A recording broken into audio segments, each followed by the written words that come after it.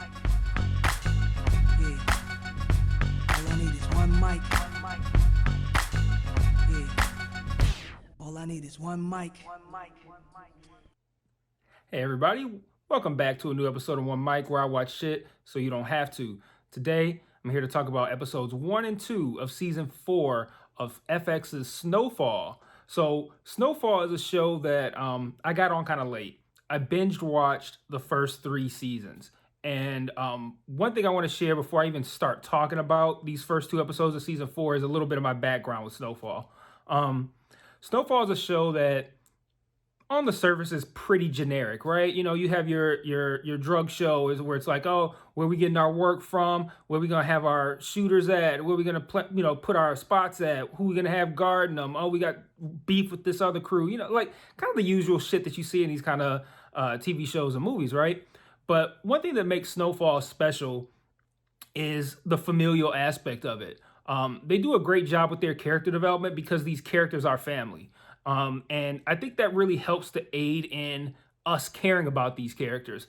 Damson Idris, who plays Franklin, does an amazing job with this character. It's really difficult to not like Franklin, no matter what he's doing. And I think that's part of what helps in making a good show is when you have a protagonist who is generally doing the wrong thing, right? Like he's doing a lot of shit we're not supposed to like, but he's just a likable character. Think you're Breaking Bad, Walt. Walt. Yeah, Walt, right? I'm like tripping, man. I can't remember fucking Breaking Bad right now. But yeah, like I think that helps us with the show, right? And then you have his mom, his uncle, and his aunt being involved in his business.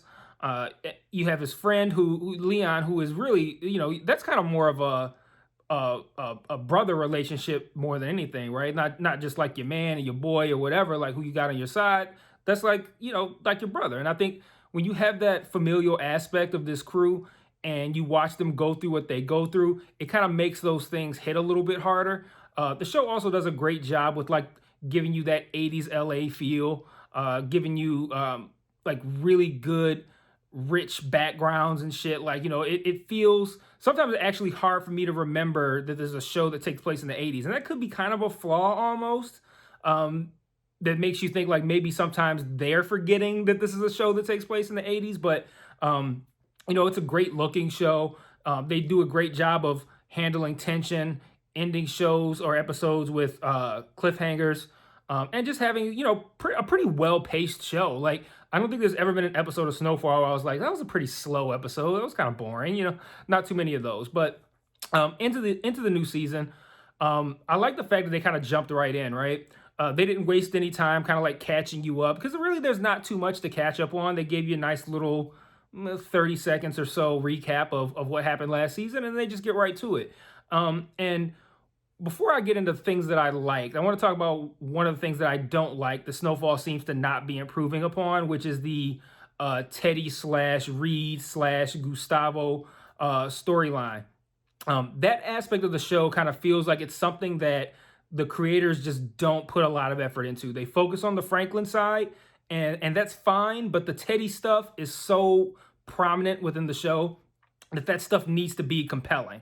And in the first 3 seasons, it wasn't. And not only was it not compelling, they didn't do a good job even presenting it. One of my biggest issues with this show, and really my only issue with this show, is I feel like the editing on the Teddy Gustavo side of things is very sloppy.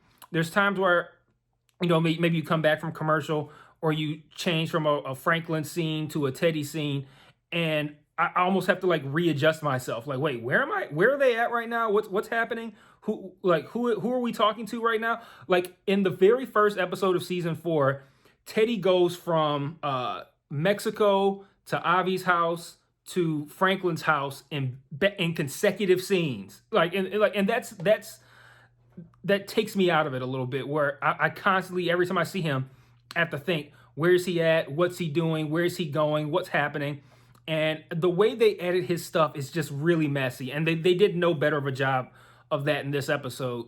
I'm sorry, in these first 2 episodes.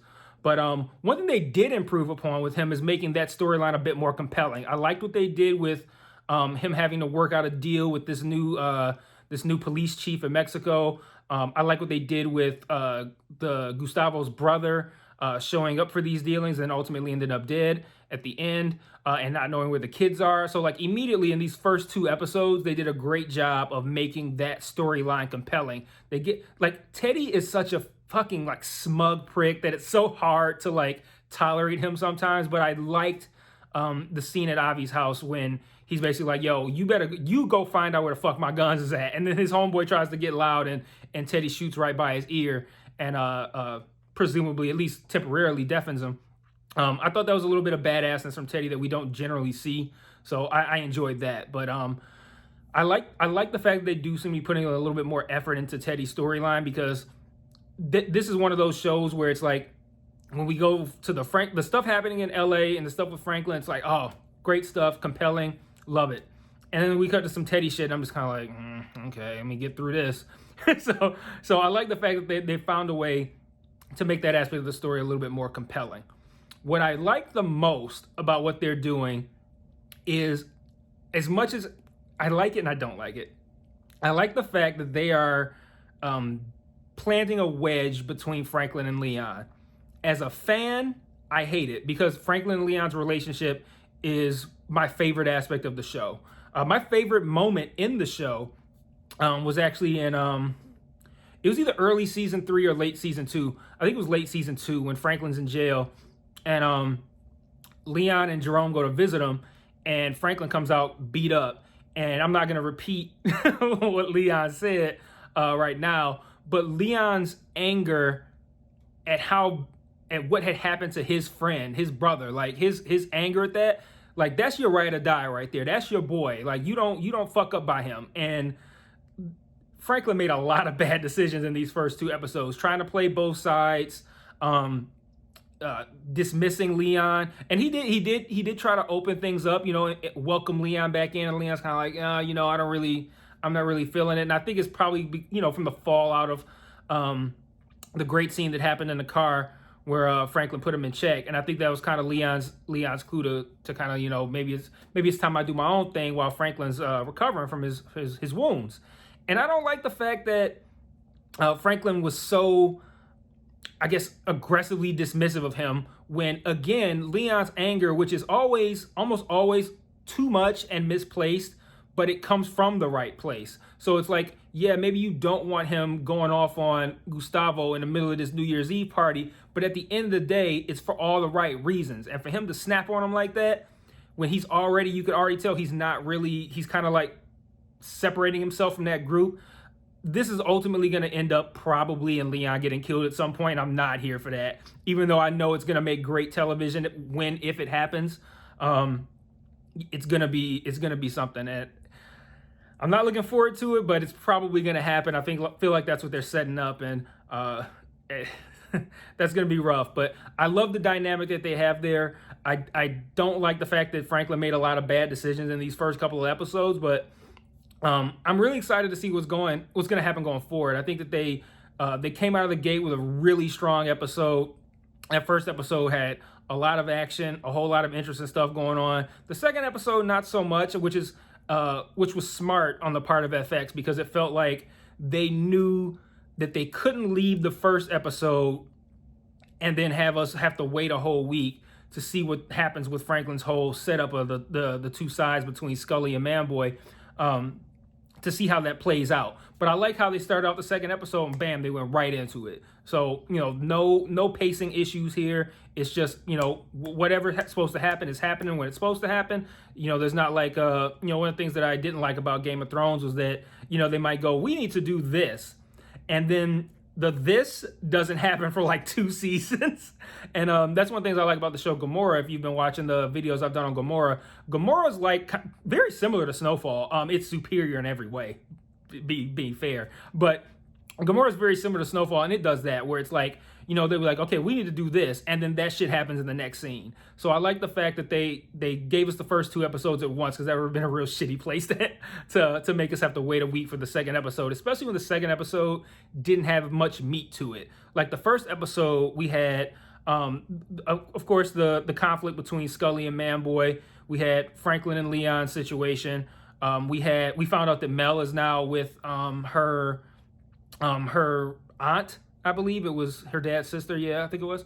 And she's like religious and shit. We introduced this new reporter who's going to be a problem, who's attempting to fleece Franklin's dad for information by saying all the right things, but clearly she's investigating what happened with Mel's dad and Franklin. I think that's gonna play out and be really interesting as well too, because of course she's gonna discover a lot of interesting shit.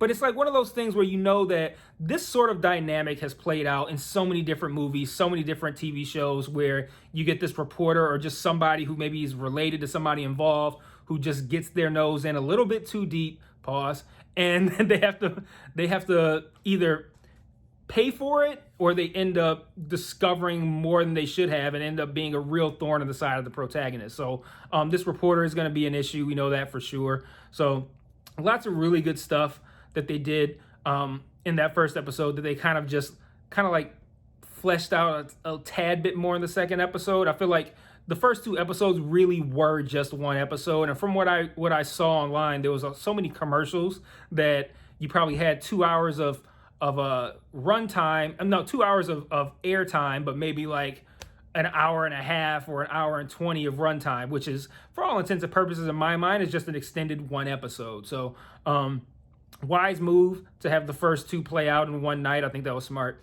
A couple of other things I like. I like Manboy. I think that actor, and I've seen him in a few other things that I can't recall at the moment, but I like his unhinged nature. I think that guy's gonna I think he's gonna have a more prominent role this season than he has before, and I think he's gonna be a real problem. Same for the Scully character too, man. That dude's off his shit.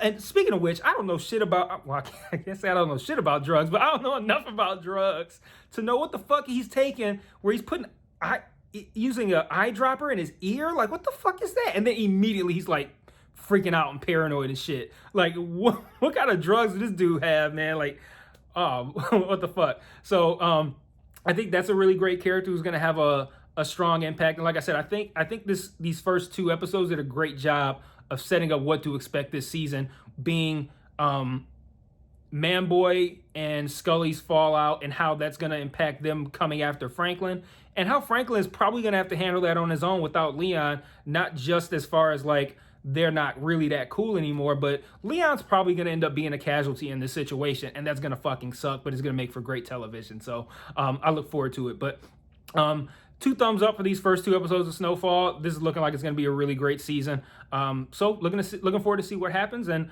this is going to be one where I'm going to be back every week. So I can't guarantee what day that's going to be. This is going to Snowfall's Wednesday air date is kind of tricky for me. I do my podcast on that night generally, so I can't guarantee I'm going to get these out on Thursdays, but I'm going to push to get these out on Thursdays. But this will be a week-by-week coverage. So I got that going on. I'm going to be, wrapping up WandaVision, I believe in 2 weeks. We're going to have Falcon and Winter Soldier starting up on Disney+. I think I'm going to check out maybe the Superman and Lois show to see if it's any good. Maybe do a video for that first episode and maybe make a call on whether or not I'm going to continue that. It's going to have to be a fucking awesome episode for me to do full weekly coverage of that. But yeah, check back every Thursday, maybe Friday at the worst, for coverage of Snowfall throughout season 4. And I'll see you guys next week. Peace.